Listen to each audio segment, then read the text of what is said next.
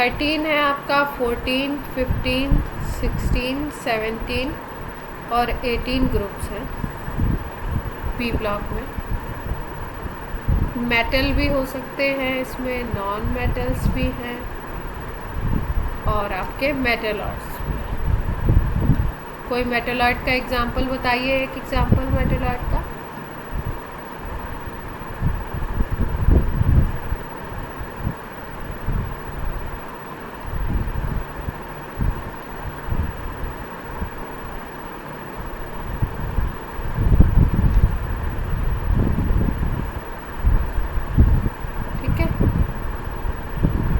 P block में आज हम लोग क्या स्टार्ट करने वाले हैं। पी ब्लॉक में 13, 14 आपके 11th सिलेबस में और यहाँ से 15 to 18 ये 12th में नहीं है लेकिन अपने सिलेबस में तो है, तो हम लोग इसको 12th के इसमें करते हैं।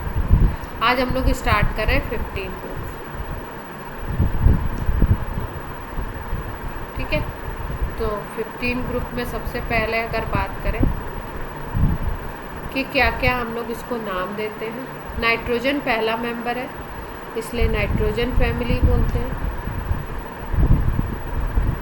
दूसरे कुछ और नाम भी होते हैं, निकोजेंस भी बोलते हैं इसको और निक्टोजेंस भी बोलते हैं। मेंबर कौन कौन से हैं? वही nitrogen, phosphorus, arsenic, Sb and B। Nepal, Pakistan, Australia सब भिखारी, ठीक है। तो आपका Sb को हम लोग बोलते हैं एंटीमनी। ये है आपका बिस्मथ, ये है आर्सेनिक, फॉस्फोरस, नाइट्रोजन। अब अगर कॉन्फ़िगरेशन की बात करें, इलेक्ट्रॉनिक कॉन्फ़िगरेशन की,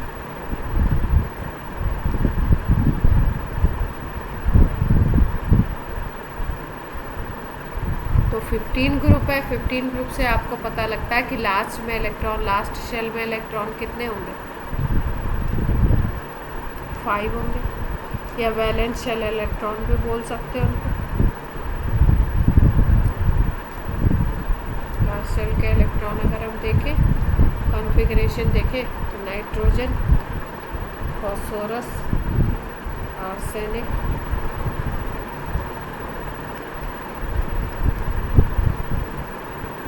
नाइट्रोजन का 15 होता है, तो आपका क्या आ गया? 1s2, 2s2, 2p,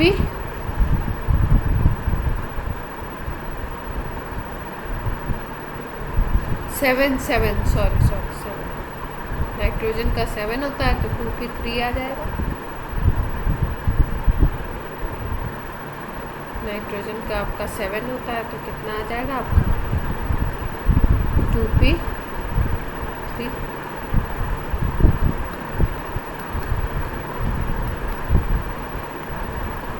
ठीक है, तो यहाँ से स्टार्ट हो रहा है, यहाँ पे क्या है? ग्रुप यहाँ से स्टार्ट हो रहा है और यहाँ पे क्या है? NH2, NP3। तो सारे ग्रुप में ये रूल फॉलो होगा। अब 15 हो जाएगा तो इसमें लास्ट शेल में एक शेल और बढ़ जाएगी, तो यहाँ पे 3s2, 3p3 हो जाएगा लास्ट में। अब आर्सेनिक का कितना होगा एटॉमिक नंबर बताइए? 32, 33, 18 प्लस कर दिया। अब यहाँ पे क्या आ जाएगा लास्ट में? 4s2, 4p3। Sb का कितना होगा एटॉमिक नंबर?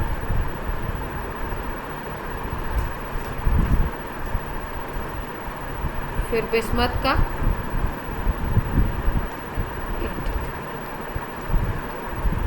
6s2,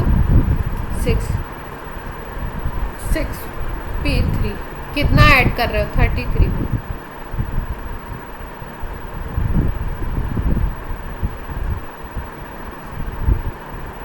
तो 51 ही आएगा ना बेटा।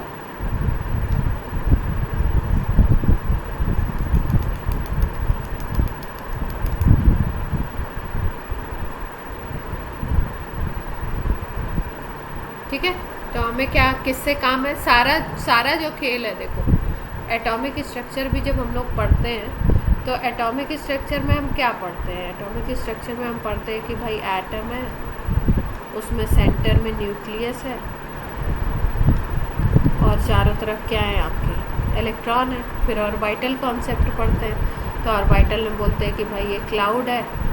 किसका क्लाउड है? ये बीच में सेंटर में न्यूक्लियस है और इधर क्या है? क्लाउड है, इलेक्ट्रॉन क्लाउड। और जितने भी प्रोसेसेस हम लोग पढ़ते हैं केमिस्ट्री में, सारे प्रोसेस किसके ऊपर, या जितने भी फिनोमिनन पढ़ोगे, जितनी भी आप इवेंट्स पढ़ोगे केमिस्ट्री में, वो सारे किसके ऊपर डिपेंड करते हैं? इलेक्ट्रॉन की एक्टिविटी पे डिपेंड करते हैं। मतलब सारा खेल किसका है? इलेक्ट्रॉन का, ठीक। और ज़्यादातर जो खेल है वो किसका है? ज़्यादातर जो प्रॉपर्टीज़ हैं, कोई किसी प्रॉपर्टी को शो करता है तो क्यों करता है, कोई नहीं करता है तो क्यों नहीं करता है, वो ज़्यादा गेम किसका है? Valence shell electron. इसलिए ही हमने सबसे पहले क्या समझा कि भाई लास्ट शेल में कितने इलेक्ट्रॉन होंगे। तो लास्ट शेल की अगर बात करो तो लास्ट शेल में आपके 5 इलेक्ट्रॉन होंगे, और वो 5 इलेक्ट्रॉन किस कॉन्फ़िगरेशन में होंगे? NH2 NP3 में। पहले वाले में आपके 2 शेल्स हैं, इसलिए यहाँ पे लास्ट 2s2 2p3 हो गया। फिर जैसे जैसे नीचे जाएंगे वैसे वैसे लास्ट शेल का 3s2 3p3, फिर 4s2 4p3, 5s2 5p3, 6s2 6p3, इस तरीके से होता जाएगा। इतनी बात क्लियर है सबको? अब अगर हम लोग बात करें कि भाई ये वाला जो आगे वाला नंबर होता है जो लिखा जाता है यहाँ पे, ये क्या होता है? ये होता है आपका प्रिंसिपल क्वांटम नंबर। तो कौन सा एलिमेंट, और ये प्रिंसिपल क्वांटम नंबर आपकी डिनोट करती है किसको? शेल को डिनोट करती है कि कितने नंबर ऑफ टोटल शेल्स हैं।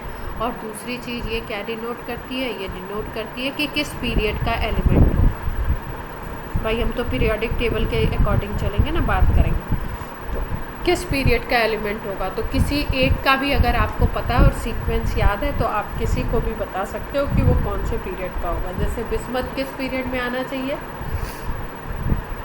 आपका? 6th पीरियड में। Sb की बात करो तो लास्ट में 5s2 5p3 है। तो अगर हमें नाइट्रोजन का केवल याद है तो हम लोग बाकी सबका बता सकते हैं कि कौन से पीरियड में है, ठीक है। जितने शेल हैं उसके अकॉर्डिंग पीरियड है, और ये लास्ट कॉन्फ़िगरेशन जो भी है उसके अकॉर्डिंग आपके पीरियड है। अब सारा वैलेंस शेल का काम है, तो आगे हम लोग बात करते हैं एक एक प्रॉपर्टी की कैसे कैसे। सबसे पहले कौन कैसे प्रेजेंट होता है नेचर में? अगर नाइट्रोजन की बात करो तो नाइट्रोजन नेचर में कैसे प्रेजेंट होता है? N2 के फॉर्म में दिखता है आपको नाइट्रोजन, और गैसियस स्टेट पे आपका प्रेजेंट होता है। नाइट्रोजन का अगर हम परसेंटेज देखें तो एटमॉस्फेयर में कितना होता है परसेंटेज? 78% होता है, ठीक है। 77 पॉइंट कुछ होता है।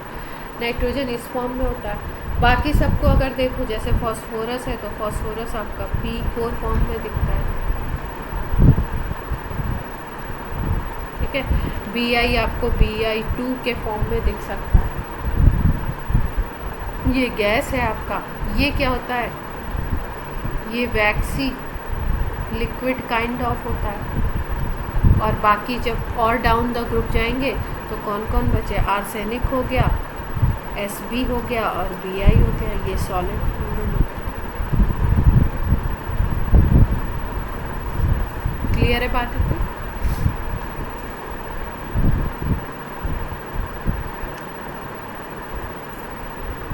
अब स्टेट की भी अगर बात करो तो केवल डाई एटॉमिक फॉर्म में कौन मिल सकता है हमको? 2 ही मिल सकते हैं, एक N2 मिलता है और एक Bi2 मिल सकता है, ठीक है। बाकी जो होते हैं वो ज़्यादातर क्या होते हैं? टेट्रा एटॉमिक फॉर्म में होते हैं, जैसे P4 हो गया, ठीक है। और बाकी जो भी है वो कैसे मिलते हैं? Tetra atomic. और इनकी जो ज्योमेट्री होती है, अगर ज्योमेट्री की बात करें तो एक दूसरे से लगे हुए होते हैं टेट्राहेड्रल ज्योमेट्री में। टेट्राहेड्रल ज्योमेट्री समझते हैं, ठीक है। टेट्राहेड्रल इस तरीके से अगर पेपर पे रिप्रेजेंट करो तो ऐसे।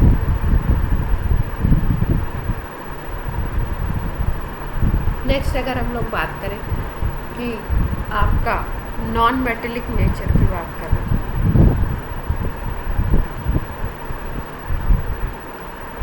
ये एक जनरल ट्रेंड है पीरियोडिक टेबल की अगर बात करो, पीटी की अगर बात करो, तो टॉप टू बॉटम अगर आओगे आप,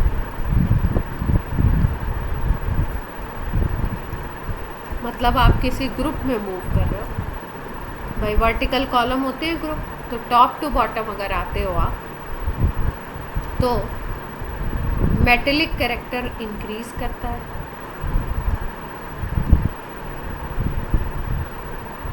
अगर नॉन मेटेलिक कैरेक्टर देखो टॉप टू बॉटम में, तो नॉन मेटेलिक इंक्रीज कर रहा है, तो नॉन मेटेलिक कैरेक्टर क्या होगा, डिक्रीज करेगा। अपोजिट चलते हैं ये एक दूसरे के। अब इसी तरीके से अगर हम लेफ़्ट टू राइट जाते हैं, लेफ़्ट टू राइट बोल रहे हैं, इसका मतलब हम किसकी बात कर रहे हैं, किसी पीरियड में मूव कर रहे हैं। जब किसी पीरियड में मूव करते हैं पीरियोडिक टेबल में, लेफ़्ट टू राइट जाते हैं, तो लेफ़्ट में आपको पता है इलेक्ट्रोपॉजिटिव एलिमेंट होते हैं, ठीक है। इसका मतलब मेटेलिक कैरेक्टर ज़्यादा होता है। और लेफ़्ट टू राइट जाओगे तो मेटेलिक कैरेक्टर क्या होगा, डिक्रीज होगा, क्योंकि लेफ़्ट में आपके मेटेलिक प्रेजेंट होते हैं और राइट में अगर देखो तो नॉन मेटेलिक प्रेजेंट होते हैं। अपोजिट कर दो, अगर नॉन मेटेलिक कैरेक्टर बोलोगे तो नॉन मेटेलिक कैरेक्टर क्या होगा, लेफ़्ट टू राइट जाने में इंक्रीज होगा। इतनी बात सबको समझ आती है। टॉप टू बॉटम में मेटेलिक इंक्रीज करता है और लेफ़्ट टू राइट में कौन सा कैरेक्टर इंक्रीज करता है, नॉन मेटेलिक कैरेक्टर इंक्रीज करता है। तो अगर सबको कंपेयर करना हो इस फैमिली के, तो हम कैसे कंपेयर कर सकते हैं,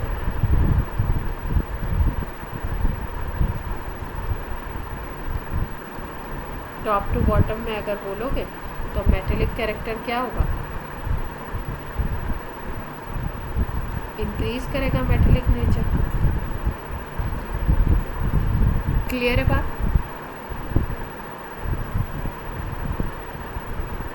और नॉन मेटेलिक कैरेक्टर बोल दो अगर यहाँ पर, तो नॉन मेटेलिक कैरेक्टर क्या हो जाएगा, अपोजिट चलता है, डिक्रीज हो। अच्छा, मेटेलिक और नॉन मेटेलिक कैरेक्टर होते क्या है, ये तो सबको पता है, जरा बता दो। आइए, हाँ, टेंडेंसी टू लूज इलेक्ट्रॉन होगा आपका मेटेलिक कैरेक्टर, और टेंडेंसी टू गेन इलेक्ट्रॉन आपका नॉन मेटेलिक। इसी को इलेक्ट्रो पॉजिटिव और इलेक्ट्रो नेगेटिव कैरेक्टर भी बोलते हैं। अगर हम बोले ईपी और इसको बोले ईएन, इलेक्ट्रो पॉजिटिव कैरेक्टर,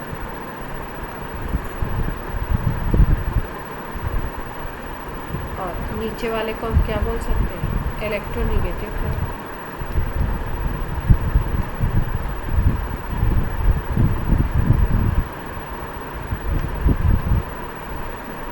ठीक है, ये है आपका क्या, टेंडेंसी टू लूज इलेक्ट्रॉन, और ये क्या है, tendency to gain electron.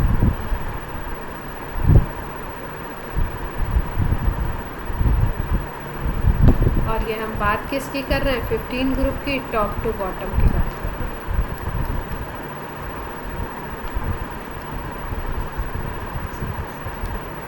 Clear है यहाँ तक बात।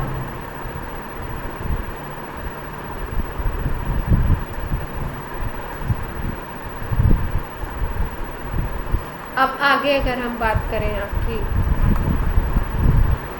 मेटलिक नॉन मेटलिक की अगर हम बात करें तो नाइट्रोजन और फॉस्फोरस, इन दोनों को हम कैटेगराइज करते हैं नॉन मेटल। आर्सेनिक और एसबी को हम बोलते हैं सेमी मेटल या मेटेलॉइड भी बोल सकते हैं। और ये जो बिस्मथ है इसको हम लोग बोलते हैं मेटल। ठीक है, तो नाइट्रोजन फॉस्फोरस को कैसे कैटेगराइज किया, नॉन मेटल में। एएस और एसबी ऐसे होते हैं जिसमें नॉन मेटल और मेटल दोनों के कैरेक्टर्स होते हैं, तो इनको सेमी मेटल बोल दिया। और बीआई क्या होता है, प्योर आपका, इसको मेटेलिक बोलते हैं, मेटल। नेक्स्ट अगर हम बात करें डेंसिटी की, तो डेंसिटी देखिए टॉप टू बॉटम अगर हम जाते हैं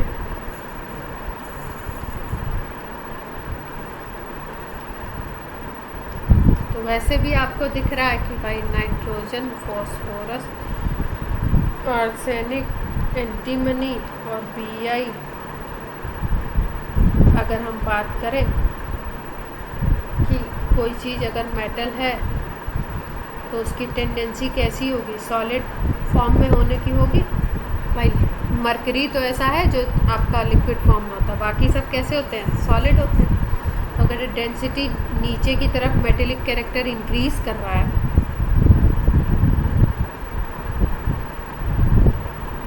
तो डेंसिटी भी क्या होनी चाहिए, इंक्रीज होनी चाहिए। नॉन मेटल था, सेमी मेटल था, और फिर उसके बाद क्या बन गया, मेटल बन गया। मेटल्स की डेंसिटी ज़्यादा होती है, आपको पता है। तो नीचे जैसे जैसे जाते हैं वैसे वैसे क्या होता है, डेंसिटी आपकी इंक्रीज करेगी।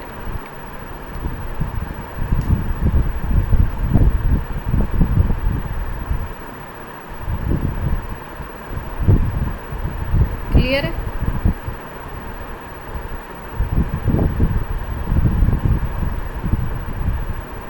डाउन द ग्रुप जाओगे तो डेंसिटी इंक्रीज करेगी। इसके बाद बात करते हैं हम लोग मेल्टिंग पॉइंट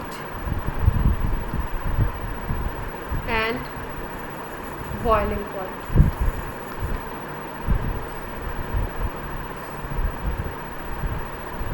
बॉइलिंग पॉइंट की अगर बात करो तो नाइट्रोजन से बिस्मथ की तरफ जब आप जाते हो तो बीपी इंक्रीज करता है। बॉइलिंग पॉइंट इनका क्या होता है, इंक्रीज। भाई इनके मॉलिक्यूल्स जो होंगे उनके बीच में फोर्स ऑफ अट्रैक्शन पड़ता होगा। बॉइलिंग पॉइंट तो फोर्स ऑफ अट्रैक्शन के ऊपर डिपेंड करता है। फोर्स ऑफ अट्रैक्शन नीचे की तरफ जाने पे पड़ता है क्योंकि मेटेलिक कैरेक्टर में कन्वर्ट होते हैं। मेटल्स के बीच में फोर्स ऑफ अट्रैक्शन ज़्यादा अच्छा होता है क्योंकि वो कैसे बॉन्ड बनाते हैं, आयनिक बॉन्ड बनाने की कोशिश करते हैं। फोर्स ऑफ अट्रैक्शन ज़्यादा होगा तो बॉइलिंग पॉइंट भी क्या होगा, डाउन द ग्रुप जैसे जैसे जाएंगे वैसे वैसे इंक्रीज करता है। एक रेगुलर ट्रेंड चलता है। क्लियर है इतनी बात। लेकिन अगर हम बात करें यहाँ पे मेल्टिंग पॉइंट की, तो मेल्टिंग पॉइंट में क्या ट्रेंड चलता है इसमें। अच्छा, मेल्टिंग पॉइंट बॉइलिंग पॉइंट क्या होते हैं, कौन बताएगा।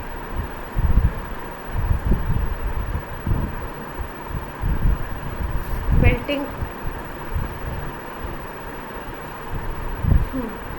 बोलो बोलो।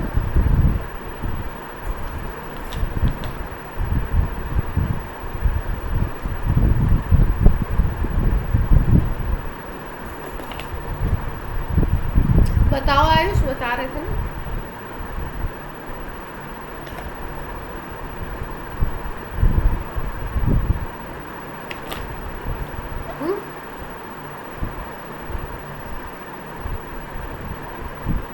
और कोई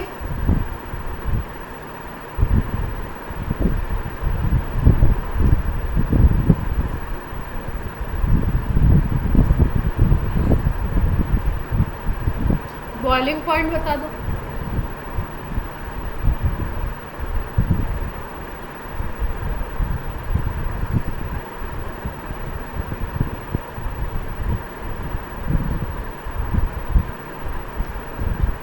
लिक्विड वेपर में कन्वर्ट हो जाता है, बॉइलिंग पॉइंट। अच्छा, और कुछ इसमें ऐड करते हैं इस डेफिनेशन में,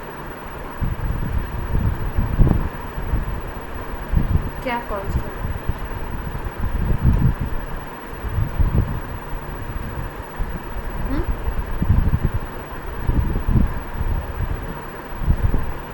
और कोई बताना चाहता है, कोई नई डेफिनेशन।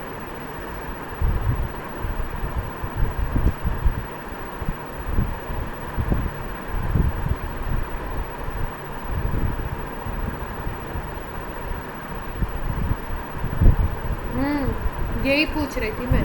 एटमॉस्फेरिक प्रेशर होता है, प्रेशर कितना होगा, 1 atm होगा। ये जो आप लोगों ने डेफिनेशन पहले बताई है कौन बताते हैं? छोटे बच्चे बताते हैं। जिस पे बॉयल होना स्टार्ट हो जाए बॉइलिंग पॉइंट, जिस पे मेल्ट होना स्टार्ट हो जाए मेल्टिंग पॉइंट। सिंपल है,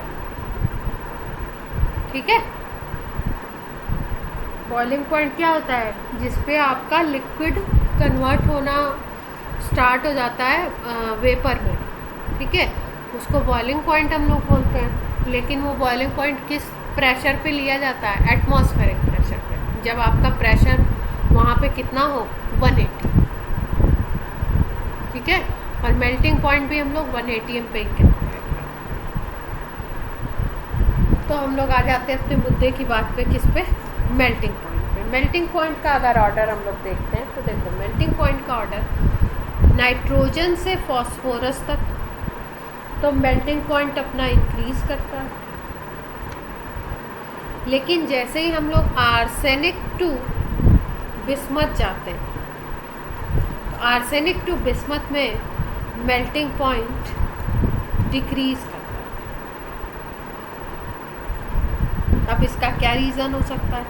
एक सेकेंड सोचो, नहीं तो मैं बताऊँ। मेल्टिंग पॉइंट में वेरिएशन आता है, क्यों आता है? नाइट्रोजन टू फॉस्फोरस में ये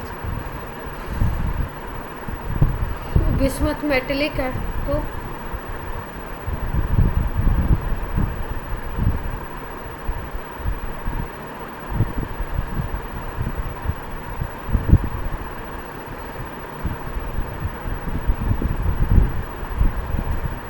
नाइट्रोजन टू फॉस्फोरस इंक्रीज किया, तो ये तो सिंपल है। जैसे बॉइलिंग पॉइंट इंक्रीज कर रहा था, वैसे ही क्या होगा? मेल्टिंग पॉइंट भी इंक्रीज करेगा।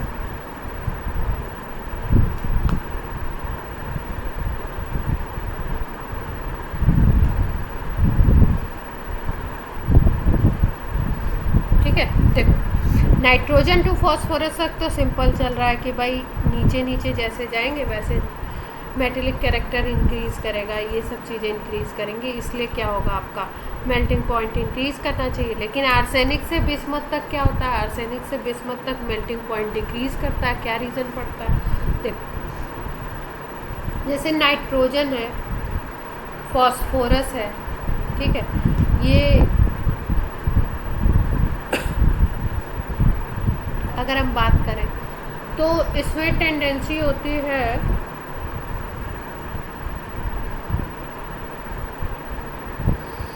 5 कोवेलेंट बॉन्ड बनाने की। फॉस्फोरस की अगर बात करें 5 कोवेलेंट बॉन्ड बना सकते हैं। लेकिन जैसे ही हम लोग नीचे जाएंगे, नीचे एक इफ़ेक्ट काम करता है जिसको हम लोग बोलते हैं इनर्ट पेयर इफेक्ट। ठीक है, इनर्ट पेयर इफेक्ट क्या होगा? इनर्ट पेयर इफेक्ट का मतलब NH2NP3 जो है, नीचे हैवी एलिमेंट्स है। इनर्ट पेयर इफेक्ट नीचे वाले एलिमेंट्स, हैवी एलिमेंट्स में देखा जाता है। तो नीचे वाले जो हैवी एलिमेंट्स है, इसमें NH2NP3 में से ये वाला पेयर क्या होगा? बॉन्डिंग में पार्टिसिपेट नहीं करेगा।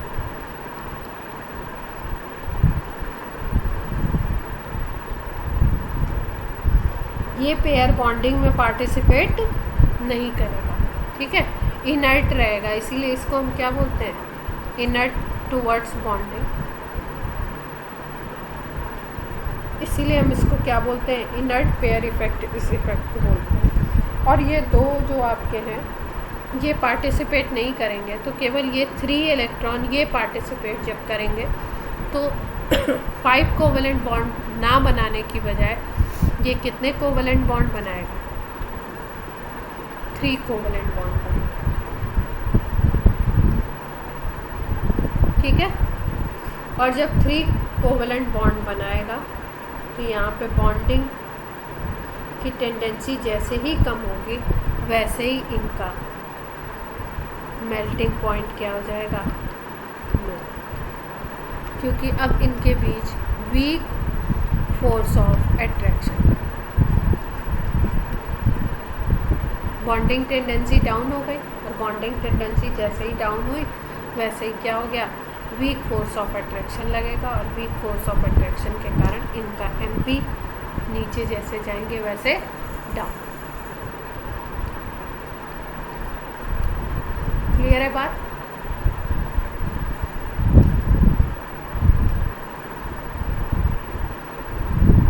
डेटा याद रखने की ज़रूरत नहीं है कि किसका कितना होता है, क्या होता है, बस एक डिक्रीज़ इंक्रीज़ याद रखना है और किसी का कोई रीज़न पूछ सकते हैं, भाई कोई चीज़ इंक्रीज़ कर रही है तो क्यों कर रही है, और कोई चीज़ डिक्रीज़ कर रही है तो क्यों कर रही है।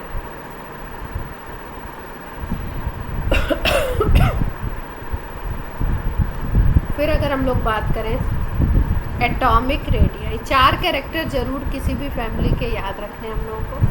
एक एटॉमिक रेडियस, एक आयनाइजेशन एनर्जी, दूसरा इलेक्ट्रोनिगेटिविटी EA, और तीसरा इलेक्ट्रॉन एफिनिटी। ये 4 कैरेक्टर ज़रूर किसी भी ग्रुप के हमको याद रखने, इससे क्वेश्चन बहुत पूछे जाते हैं, ज़्यादातर इन्हीं 4 से क्वेश्चन मिलते हैं। तो हम लोग पढ़ते हैं क्या, एटॉमिक रेडियस। अब एटॉमिक रेडियस के बारे में क्या कह सकते हो आप, डाउन द ग्रुप क्या होगी, down the group atomic radius क्या होनी चाहिए, इंक्रीज करेगी, क्यों, क्या रीज़न है डाउन द ग्रुप इंक्रीज करते, क्योंकि हाँ साइज़ इंक्रीज़ कर रहा है भाई, शेल का नंबर इंक्रीज़ हो रहा है धीरे धीरे। पहले वाले नाइट्रोजन में आपके 2 शेल्स थे, फिर 3 हो गए, फिर 4 हो गए, फिर 5 हो गए, फिर 6 हो गए, ऐसे शेल्स का नंबर इंक्रीज़ कर रहा है, इसलिए रेडियस क्या होनी चाहिए, इंक्रीज़ करनी चाहिए, और इंक्रीज़ होती भी है।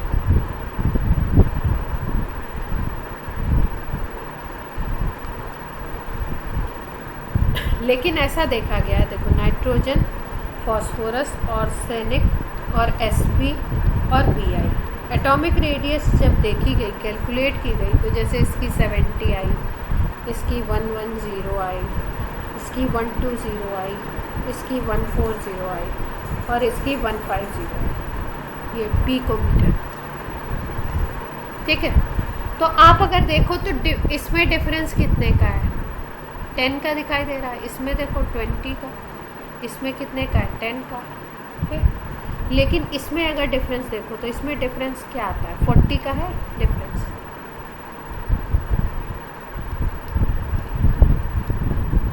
तो ऐसा क्यों होता है, क्या ये पूछ सकते हैं रीज़न कि भाई पहले मेंबर से दूसरे मेंबर, फर्स्ट मेंबर ये है, सेकंड मेंबर ये, इस फैमिली का फर्स्ट टू सेकंड में रेडियस का डिफरेंस ज़्यादा है, बाकी में क्या हो रहा है, जो इंक्रीज़ हो रहा है वो नॉर्मल इंक्रीज़ हो रहा है, मतलब एक रेगुलर पैटर्न में इनके 10-20 ऐसा इंक्रीज़ हो रहा है। लेकिन नाइट्रोजन टू फॉस्फोरस में कितने का इंक्रीज़ हो रहा है, 40 का इंक्रीज़ हो रहा है। तो इसका क्या रीज़न है, हो सकता है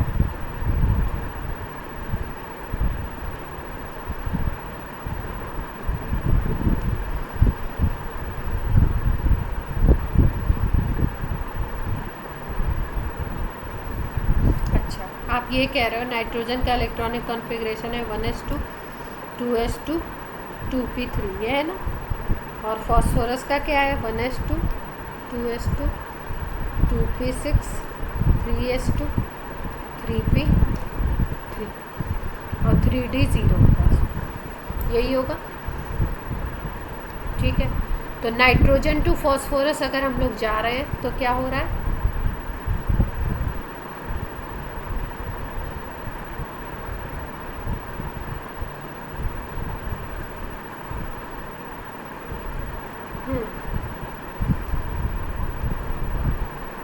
और फॉस्फोरस टू आर्सेनिक में क्या होगा,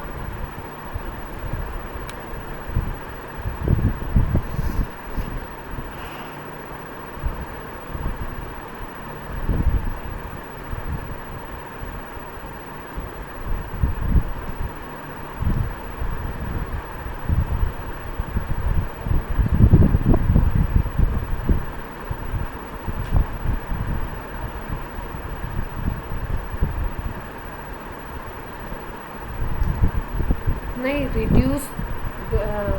रेडियस इंक्रीज़ कर रही है, लेकिन डिफरेंस नाइट्रोजन फॉस्फोरस में ज़्यादा क्यों है और बाकी में कम क्यों इन दोनों को ही कंपेयर कर लो भाई। आर्सेनिक में क्या होगा, आर्सेनिक का कितना है एटॉमिक नंबर 33, तो अगर इसका लिखोगे तो क्या लिखोगे, यहाँ पे आपने ये तो रहेगा ही रहेगा। 3D आ जाएगा क्या? 3D10 पहले ही आ जाएगा, है ना यहाँ पे। तो अगर आप देखो आर्सेनिक, फॉस्फोरस टू आर्सेनिक जा रहे हो आप, तो यहाँ पे D इलेक्ट्रॉन आ गए बीच में, और फॉस्फोरस में अभी D इलेक्ट्रॉन थे नहीं, ठीक है। नाइट्रोजन में भी D इलेक्ट्रॉन नहीं थे। तो यहाँ पे शील्ड कौन कर रहा था? यहाँ पे अगर शील्डिंग इफेक्ट देखो तो 2s 2p करेंगे, बाहर वाले इलेक्ट्रॉन को 2p का अगर एक इलेक्ट्रॉन मान लो बाहर वाला इलेक्ट्रॉन, तो 2s 2p बीच में शील्डिंग करेंगे। और यहाँ पे अगर देखो तो यहाँ पे कौन शील्डिंग करे? यहाँ पे भी 2s 2p 3s ये करेंगे। लेकिन अगर आप आर्सेनिक पे सीधे जाओ तो आर्सेनिक में शील्डिंग कौन कर रहा है? 3D भी कर रहा है। और 3D की शील्डिंग कैसी होती है? बेकार शील्डिंग होती है भाई। अगर शील्डिंग इफेक्ट की बात करो तो सबसे अच्छी शील्डिंग कौन करेगा? सबसे पास ऑर्बिटल होता है s। डिस्टेंस अगर देखो तो सबसे पास ऑर्बिटल अगर हम काउंट करें किसी भी एनर्जी लेवल का, तो डिस्टेंस न्यूक्लियस से सबसे पास में होता है आपका s, फिर p, फिर d, फिर f। तो शील्डिंग इफेक्ट भी इसी तरीके से होता है। शील्डिंग इफेक्ट भाई जो सबसे ज़्यादा पास होगा वो शील्ड ज़्यादा करेगा, तो s शील्डिंग इफेक्ट सबसे ज़्यादा, फिर p का, फिर d का, फिर f का। यहाँ पे अगर हम फॉस्फोरस टू आर्सेनिक जाते हैं तो फॉस्फोरस टू आर्सेनिक में क्या आता है? 3D इंट्रोड्यूस हो जाता है, जिसकी पुअर शील्डिंग होती है। और अगर पुअर शील्डिंग हो जाएगी तो रेडियस क्या हो जाएगा आपका? इंक्रीज होना चाहिए कि डिक्रीज होना चाहिए?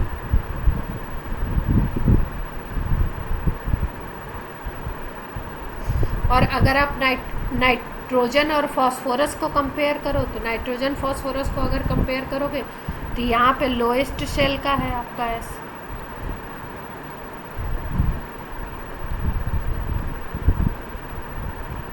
और यहाँ पे कौन से शेल का है? हाईएस्ट शेल का है। 2 और 3 में ये हाई हो गया ना, 3। तो जैसे जैसे शेल बढ़ता जाता है वैसे वैसे क्या होगा? डिस्टेंस बढ़ती जाएगी। तो वहाँ पे 2s शील्ड कर रहा है, यहाँ पे कौन शील्ड कर रहा है? 3s शील्ड कर रहा है। तो पुअर शील्डिंग किसकी होगी? नाइट्रोजन और फॉस्फोरस में, 2s या 3s की?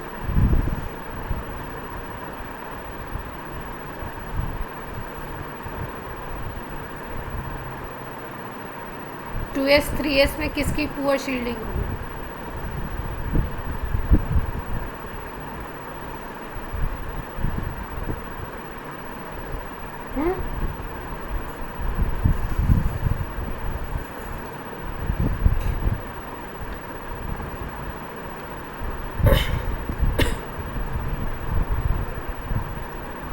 क्या दिख रहा है आपको? क्या कह रहे हैं?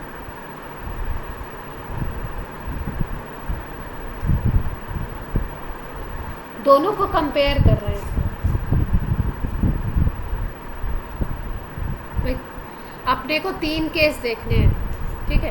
एक नाइट्रोजन को देख रहे हो, फॉस्फोरस को देख रहे हो कि भाई इसमें ज़्यादा है आपका डिफरेंस, और फॉस्फोरस आर्सेनिक में देख रहे हो तो कम हो जा रहा है, फिर इधर भी नीचे भी कम। तो अपने को अगर फॉस्फोरस आर्सेनिक को देखो तो इन दोनों के कॉन्फ़िगरेशन में क्या डिफरेंस आपको दिख रहा है? d इलेक्ट्रॉन्स का डिफरेंस होता है। तो d इलेक्ट्रॉन क्या इंट्रोड्यूस करेंगे?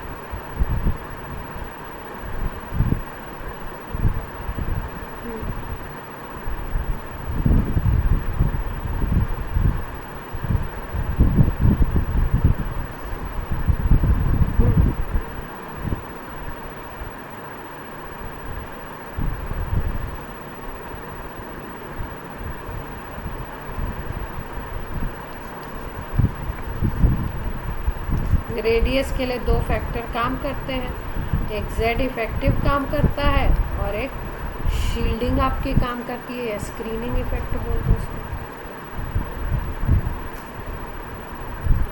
तो शील्डिंग हो तो रही है इसमें, 3D कर रहा है शील्डिंग आर्सेनिक के केस में, लेकिन क्योंकि एटॉमिक नंबर भी अच्छा खासा बढ़ रहा है, बाई 15 to 33 हो गया। यहाँ पे 15 प्रोटॉन थे अगर फॉस्फोरस में देखो तो, और आर्सेनिक में कितने प्रोटॉन हो गए? 33 प्रोटॉन हो गए। तो लगभग कितने प्रोटॉन का डिफरेंस आ गया? 18 प्रोटॉन का डिफरेंस आ गया। तो Z इफेक्टिव बहुत ज़्यादा बढ़ जा रहा है। इसकी वजह से Z इफेक्टिव वाला जो फैक्टर है वो क्या कर रहा है? आपका स्क्रीनिंग वाले फैक्टर को डाउन कर रहा है। इसकी वजह से जितना इंक्रीज ऊपर वाले दो में हुआ है नाइट्रोजन टू फॉस्फोरस में, उतना इंक्रीज फॉस्फोरस टू आर्सेनिक में नहीं। क्लियर है बात?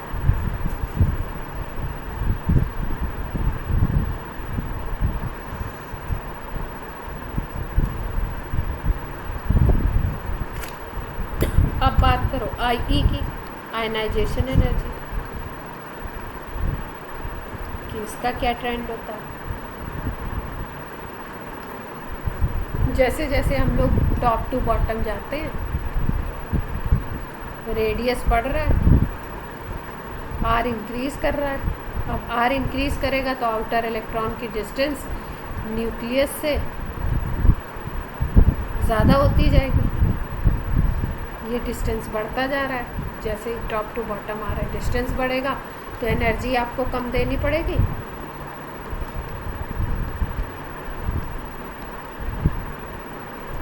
तो IE का आपका रेगुलर होता है ट्रेंड। यहाँ पे R लिख लो या रेगुलर लिख लो। जिसका भी रेगुलर ट्रेंड है वो तो आपका नॉर्मल ट्रेंड से चलेगा कि रेडियस बढ़ रही है तो क्या हो रहा है? IE रेगुलरली डिक्रीज कर। नेक्स्ट अगर हम बात करें, इसमें कंपेयर करते हैं 15 ग्रुप, 16 ग्रुप और 17 को कंपेयर करें। ठीक है, जैसे हम कंपेयर करते हैं नाइट्रोजन को, ऑक्सीजन को और किसको करें? फ्लोरीन। इनको अगर कंपेयर करो तो इनको कंपेयर जब हम करते हैं तो इसका कॉन्फ़िगरेशन 1s2 2s2 2p3, इसका कितना हो गया? 1s2 2s2 2p4 हो गया, और इसका 1s2 2s2 2p5 हो गया। इनका क्या कंपेयर कर रहे हैं हम लोग? IE कंपेयर कर रहे हैं, 15 का 16 से, 16 का 17 से। तो यहाँ पे अगर देखो तो ये P में कितने? 3 हैं, यानी कि ये कैसा है? हाफ फिल्ड है। और आपको पता है हाफ फील्ड की स्टेबिलिटी क्या होगी? ज़्यादा हो। और मोर स्टेबल कॉन्फ़िगरेशन जब मिलेगा तो आयनाइजेशन एनर्जी क्या होनी चाहिए? ज़्यादा होनी चाहिए। तो इनके कंपैरिजन में 16 और 17 के कंपैरिजन में अगर नाइट्रोजन की आयनाइजेशन एनर्जी बोलोगे आप, तो नाइट्रोजन की आयनाइजेशन एनर्जी क्या होगी? ज़्यादा होगी। हाँ, ग्रेटर होगी। क्लियर है इतनी बात?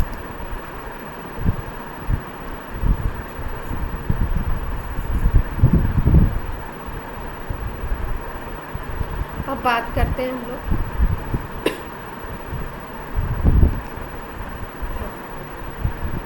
ऑक्सीजन और फ्लोरीन के अंदर ये वाला ट्रेंड क्यों फॉलो हो रहा है?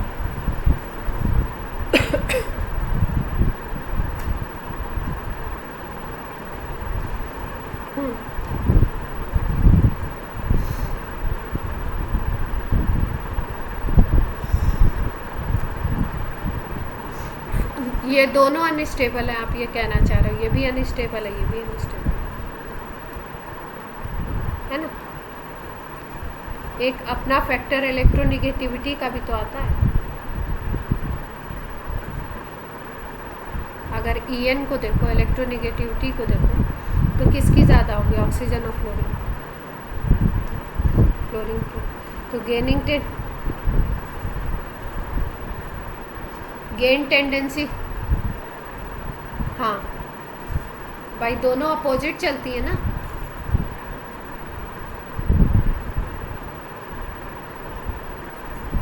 गेन टेंडेंसी और आपका इलेक्ट्रॉन लूजिंग टेंडेंसी।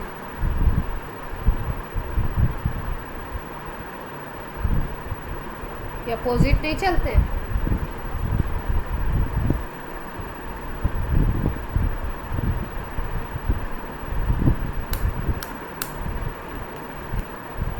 अगर अपोजिट चलना है फ्लोरीन में, ये वाली गेन वाली टेंडेंसी एक्सेप्शनली बहुत ज़्यादा हाई होती है। आपको पता ही है फ्लोरीन का अगर हम लोग देखें क्या बोलते हैं इलेक्ट्रोनेगेटिविटी, तो पाउलिंग स्केल पे कितनी आई थी इसकी इलेक्ट्रोनेगेटिविटी 4 आई थी, बाकी किसी की नहीं होती है इतनी, किसी से भी कंपेयर करना। तो जिसमें इलेक्ट्रॉन के लिए अट्रैक्शन इतना ज़्यादा है वो लूज़ कैसे करेगा?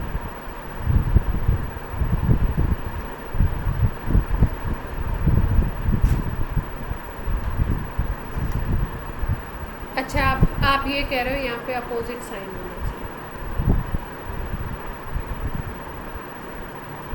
इस साइन के बारे में डिस्कशन कर रहे हो कि भाई यहाँ पे क्या होना चाहिए, अपोजिट साइन होना चाहिए, यही कह रहे हो ना?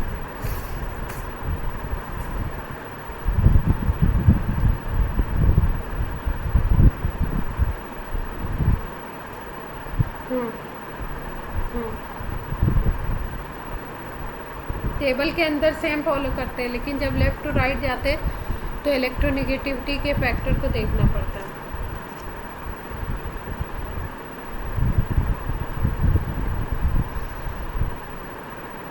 हम्म हम्म हम्म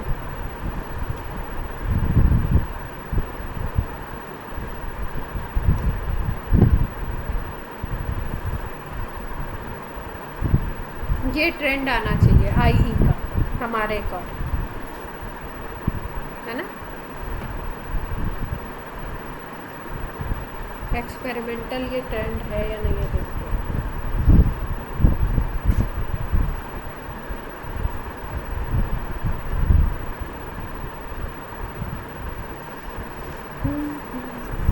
एक सेकेंड, नहीं होगा तो यही, होगा तो यही। लेफ़्ट टू राइट में वैसे भी यही होता है, अपन बात करते हैं भाई लेफ़्ट टू राइट की बात करते हैं तो क्या होता है,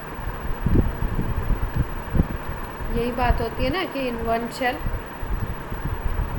इलेक्ट्रॉन का नंबर इंक्रीज़ करता जाता है। इलेक्ट्रॉन का नंबर इंक्रीज़ करेगा तो क्या होगा, ज़ेफ का इफ़ेक्ट बढ़ता जाएगा, और ज़ेफ का इफ़ेक्ट बढ़ेगा तो IE क्या होगा, इंक्रीज़ करेगा। जनरल ट्रेंड तो यही है ना लेफ़्ट टू राइट में, ठीक है? बाकी अभी देखना पड़ेगा एक बार। एक्चुअली जो भी चीज़ हम कह रहे हैं, जो रीज़न तो ठीक है, बट जो भी चीज़ हम कह रहे हैं वो कई बार डेटा को भी आपको ध्यान में रखना पड़ता है। एग्जैक्ट आपको वैल्यू भले ना याद हो, पर डेटा आपको याद होना चाहिए कि भाई किसका ज़्यादा है। अब हम बात करते हैं, उसी टॉपिक पे आ जाते हैं, इलेक्ट्रोनेगेटिविटी। अब ये क्या होगा, ये डाउन द ग्रुप अगर हम जाएं तो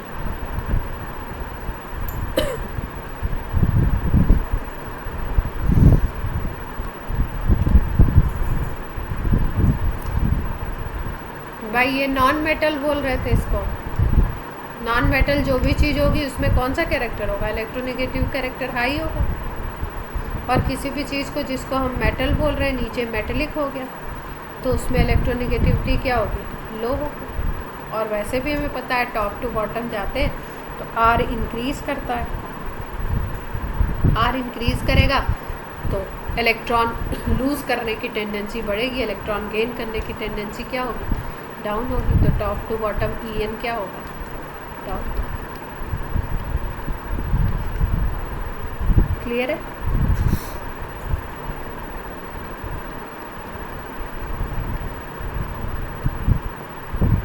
तो यहाँ पे हम लोग लिख सकते हैं इसके सामने R लिख दो, R का मतलब रेगुलर ट्रेंड। नेक्स्ट देखो, नाइट्रोजन जो है इस ग्रुप में हाई इलेक्ट्रोनेगेटिव है।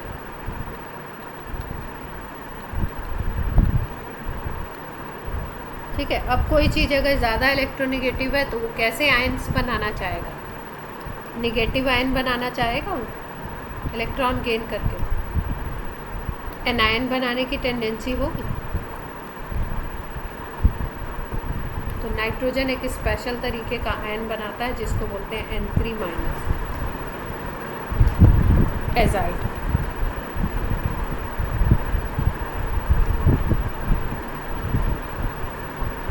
ठीक है, जबकि अगर हम बात करें बिस्मथ की, तो बिस्मथ में कौन सा कैरेक्टर होता है? मेटेलिक कैरेक्टर होता है। तो मेटेलिक कैरेक्टर का क्या मतलब है कि बिस्मथ बनाना चाहेगा Bi+3, तो ये इलेक्ट्रोनेगेटिव एटम फ्लोरीन के साथ ये एक कंपाउंड बनाता है BiF3, जो प्योरली आयनिक होता है, आयनिक कैरेक्टर्स में बहुत ज़्यादा होता है।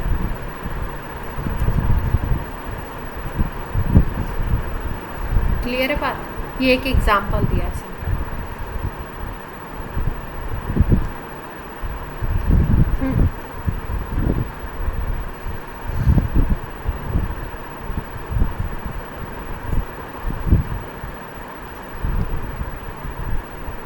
ये देखो एक मिनट, N3H होता है, इसको बोलते हैं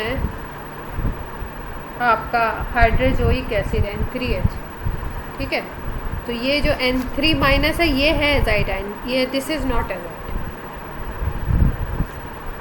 N3 ये एजाइड नहीं है, कुछ और नाम होगा इसका, एग्जैक्टली नाम तो अभी मुझे याद नहीं, but azide is this N3 minus.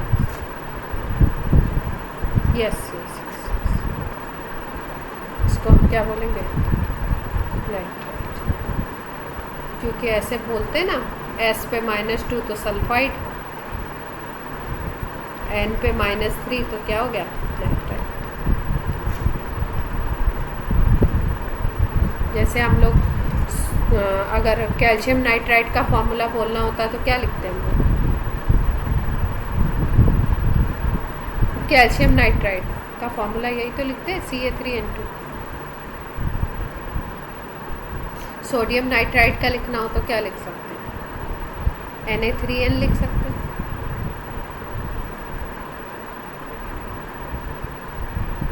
ये कौन सा आयन हो गया? नाइट्राइड। जैसे oxide O-2,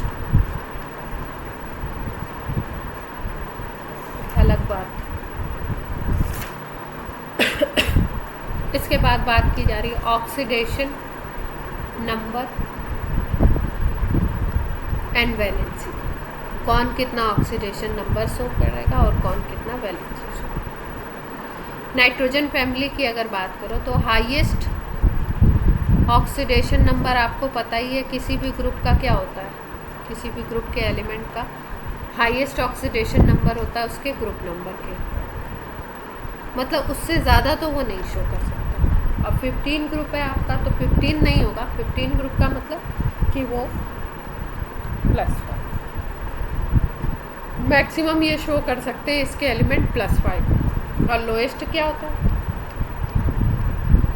lowest oxidation number की अगर हम बात करें तो लोएस्ट ऑक्सीडेशन नंबर होता है ग्रुप नंबर -8।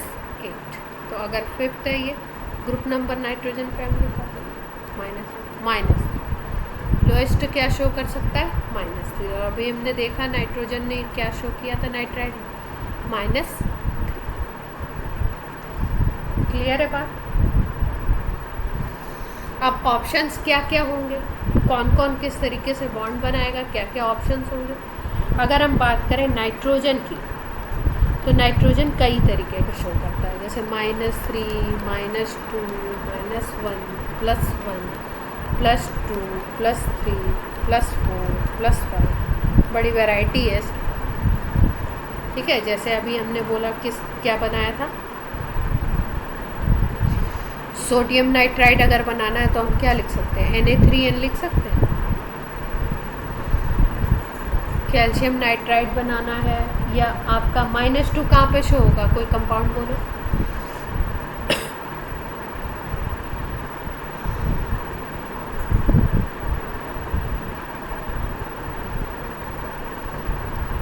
N2O में -2 होगा, -1, +1 होगा इसमें। N2O में तो नाइट्रोजन का +1 हो जाएगा।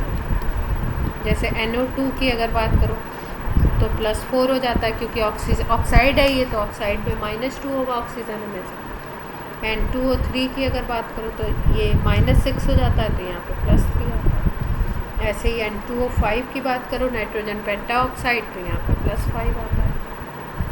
तो ऑक्सीडेशन नंबर तो सब लोग निकाल पाते हैं। उसमें क्या ध्यान रखना है कि अगर कोई चीज़ ऑक्साइड है तो उसका ऑक्सीजन का -2 होगा, उसके अकॉर्डिंग दूसरे एलिमेंट का हम निकाल लेते हैं।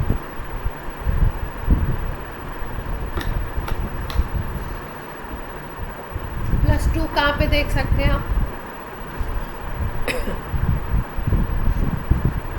NO2 हो गया, N2O3 हो गया, N2O5 हो गया। NO में भी एक ऑक्साइड होता है, नाइट्रोजन 5 तरीके के ऑक्साइड बनाता है, तो यहाँ +2 हो गया। तो प्लस वाले तो सारे हमने देख लिए एग्जाम्पल, +1 +2 +3 +4 सब देख लिए। अब आप बताओ, -3 वाला भी देख लिया हमने, -2 वाले एग्जाम्पल, यहाँ पे -3 है नाइट्रोजन। अब रह गए अपने -2 और -1। कोई एग्जाम्पल सोचो तब बताओ।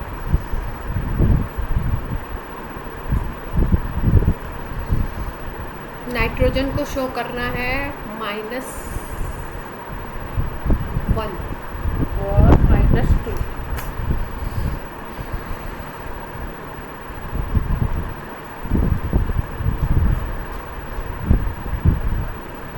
NH3 में कितना होता है नाइट्रोजन?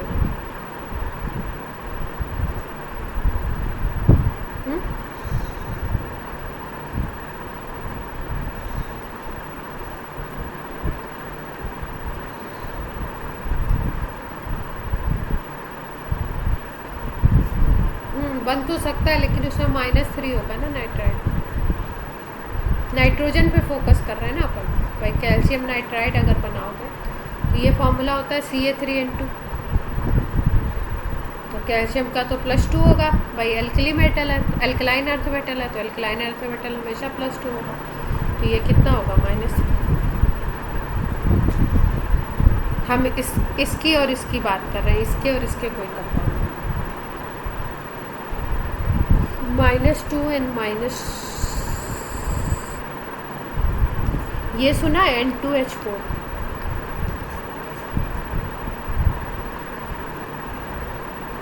N2H4 कंपाउंड होता है, इसको बोलते हैं हाइड्रेजीन। इसको ऐसे भी लिखते हैं NH2NH2। ठीक है। यहाँ पे अगर देखोगे तो नाइट्रोजन का कितना आएगा? ये +4 हो गया, तो यहाँ पे कितना आ गया? -1 वाला बताओ।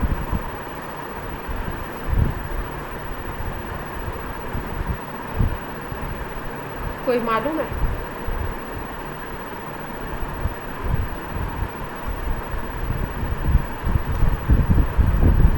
नहीं पता है, सोचना और पता। ठीक है। तो नाइट्रोजन इतने सारे शो करता है। फॉस्फोरस की अगर हम लोग बात करें तो फॉस्फोरस -3 +3 +4 +5 4 हैं इस बेचारे के ऑप्शन। इसके पास आपके +4 और +5 क्यों हो गए? 5 तक आपके क्यों ये शो कर पा रहा है? क्या रीज़न है? कैसे? अगर हम बात करें PCl5 की, अगर हम बात करें P4O10 की, -3 किस में हो जाएगा? PH3 में। +3 किस में होगा फॉस्फोरस का? फॉस्फोरस के कुछ एसिड बताएं, उसमें फॉस्फोरस का +3 होता है, जल्दी से बताओ। एसिड एसिड एसिड फॉस्फोरस के 3 एसिड्स बताए थे आपको, H3PO4, H3PO3 और H3PO2। इसको बोलते हैं फॉस्फोरिक एसिड, इसको बोलते हैं फॉस्फोरस एसिड, इसको बोलते हैं मेटाफॉस्फोरिक एसिड या हाइपो। तो H3PO4 की अगर बात करो तो यहाँ +5 आ गया, क्योंकि ये -8 हो गया और ये +3 मतलब +5। यहाँ पे अगर देखो ये -6 +3 तो ये +3, और यहाँ पे अगर देखो तो ये -4 और ये 3 हो गया तो -1 तो +1। देख पा रहे?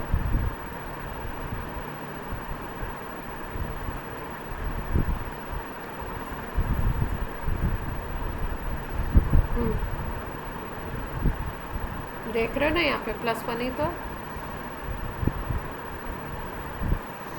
इसका स्ट्रक्चर बनाओ ज़रा PO2 का।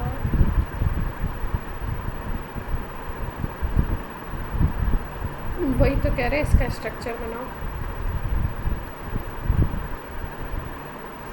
H3 PO2, यही तो है।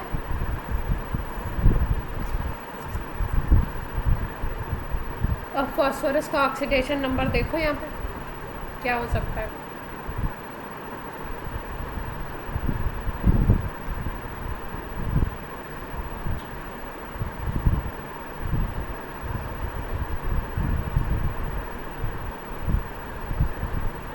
बताओ आयुष, स्ट्रक्चर से क्या डिनोट हो रहा है।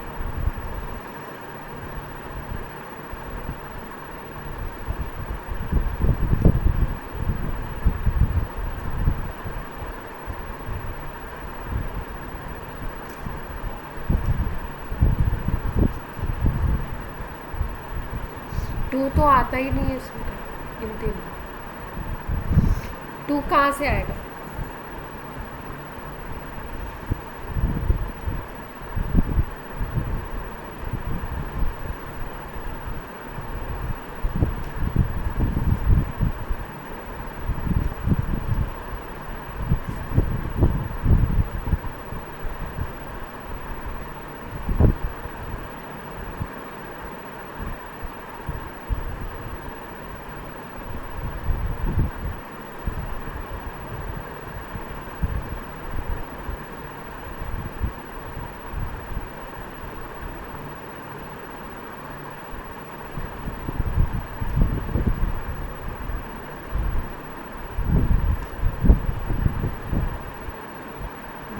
वो तो अलग चीज़ है ना, वो तो OH वैलेंसी फैक्टर तो अनदर थिंग है ना, वो तो दूसरा टॉपिक है। वैलेंसी फैक्टर की बात करो तो वो तो नंबर ऑफ OH होता है, कितने स्ट्रक्चर में कितने OH बॉन्ड है। इसमें एक OH बॉन्ड है तो वैलेंसी फैक्टर 1 हो गया, इसमें 2 होंगे, इसमें 3 होंगे। वो तो अलग बात है, वो तो बेसिसिटी है। हम तो ऑक्सीडेशन नंबर की बात कर रहे हैं ना। तो यहाँ +5 आ रहा है, यहाँ +3 आ रहा है, यहाँ पे +1 आ रहा है। अब बचे अपने पास कौन कौन से, यहाँ पे -3 आ रहा है, +4 वाला बच गया। +4 कहाँ शो करेगा ये,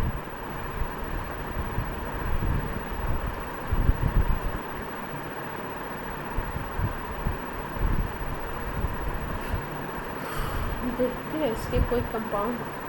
जब ऑक्सीडेशन नंबर दिखा रहे तो कोई ना कोई कंपाउंड तो होगा। एक ये अपना क्वेश्चन मार्क। N2O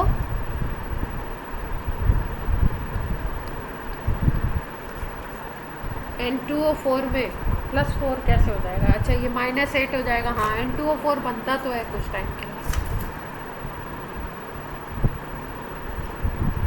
नहीं ये तो नाइट्रोजन का हो गया, फॉस्फोरस की बात हो रही है प्रियंका। फॉस्फोरस है P2O4 नहीं बनता है। PF4 PF5 -4 ये बनता है।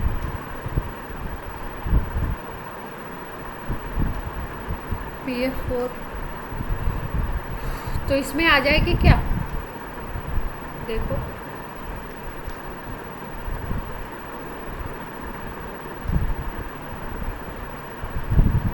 इसमें आ जाएगी, देख पा रहे हो। फॉस्फोरस ये बनाता है PF5-। क्लियर है।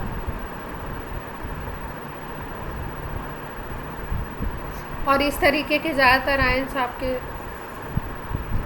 कॉम्प्लेक्स आयन बोले जाते हैं, उनको कॉम्प्लेक्स आयन। अब आर्सेनिक की बात करो तो आर्सेनिक आपका -3 +3 +1 इन जनरली ये शो करता है। -3 बोलोगे तो AsH3 हो गया, AsCl3 हो गया, As2O3 हो गया, और यहाँ पे AsCl AH2S5।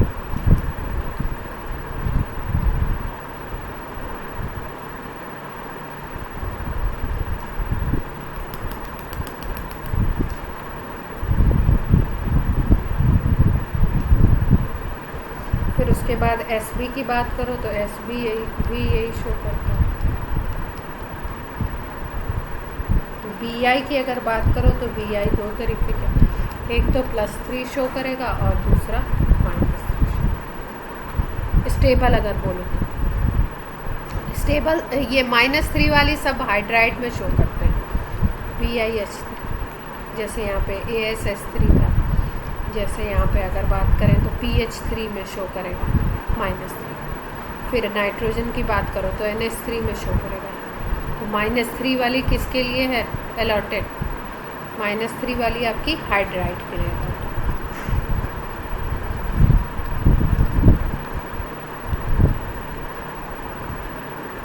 उसमें जो एलिमेंट है अपना, उसकी ऑक्सीडेशन नंबर क्या है? क्लियर है?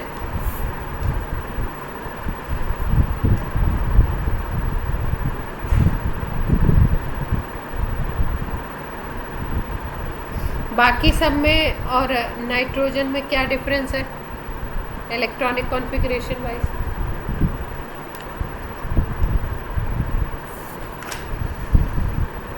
इस ग्रुप में बाकी सब में और नाइट्रोजन में क्या डिफरेंस? जैसे क्वेश्चन बोला जाता है कि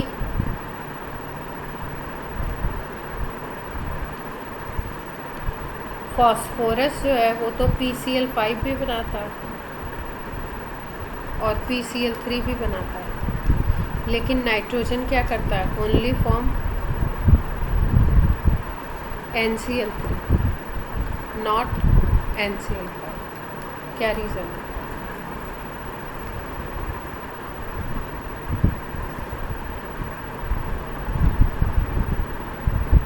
कोई बताना चाहता है? सबको आवाज़ आ रही?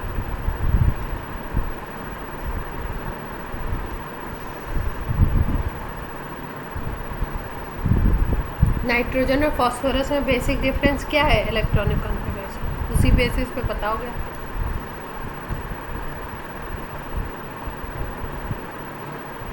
d ऑर्बिटल, हाँ, नाइट्रोजन में आपका d ऑर्बिटल है नहीं, और फॉस्फोरस में क्या है? ऑप्शन है आपके पास। भाई नाइट्रोजन में क्या है? 1s2, 2s2, 2p3। अब यहाँ पे 2d तो होता नहीं है, जबकि फॉस्फोरस पे क्या होता है? 1s2, 2s2, 2p6, 3s2, 3p3 और 3d खाली पड़ा हुआ हो।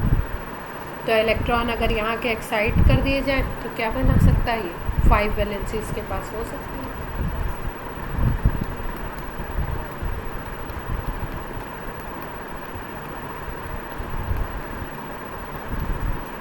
d 0 होता है, अगर इसको एक्साइटेड स्टेट में ले जाओ तो क्या बन सकता है? ये S वाला में सिंगल हो जाए और P वाले में पहले से ही सिंगल है और D में एक चला जाए, ये भी सिंगल हो गया, तो 5 सिंगल हो गए। तो यहाँ पे 5Cl आकर के बॉन्ड बना सकते हैं।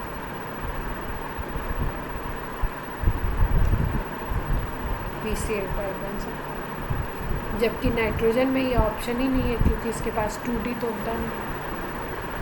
क्लियर है बात?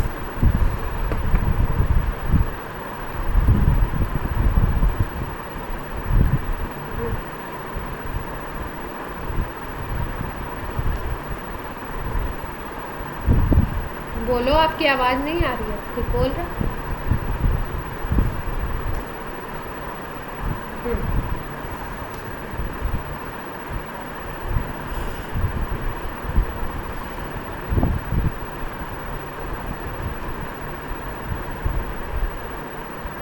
क्या कह रहे? फिर एक बार फिर से पढ़ो।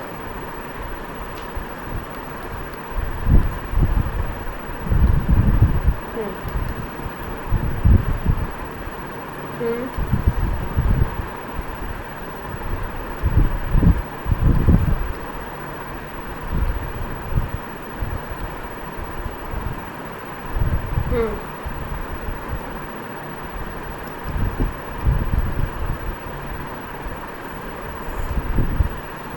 हाँ, इसी में तो कुछ चेंज कर सकते हो आप।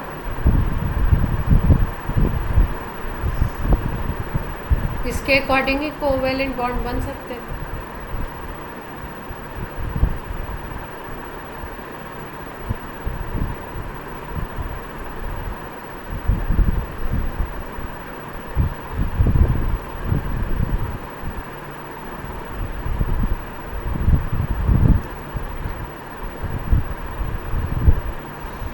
आप कह रहे हो कि मैक्सिमम कोवेलेंसी +3 होनी चाहिए, +4 नहीं होनी चाहिए, ये कह रहे हो। लाइन नहीं समझ आ रही कि बनेगा कैसे, यही बात हो रही है ना कि भाई +4 का वो बनाए, कोवेलेंसी 4 कैसे बना सकता है। एग्जैक्ट बात यही है ना भाई।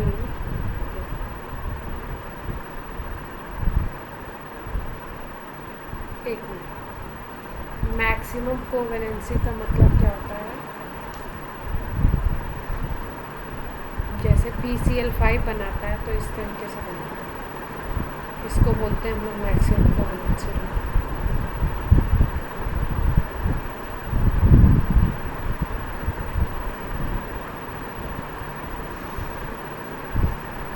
5 के 5 इलेक्ट्रॉन अपने अवेलेबल करा देता है ये, तभी तो इसके पास 10 हो जाते हैं सेंटर एटम के पास, है ना। यही बात होती है ना। ये वाले बॉन्ड को क्या बोलते हैं हम लोग? ये जो बॉन्ड बना, ये इस तरीके से जो बॉन्ड बना हुआ है इसको क्या नाम देते हैं?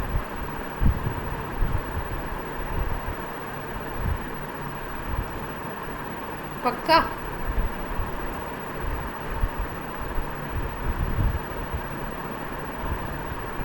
फिर से सोचो।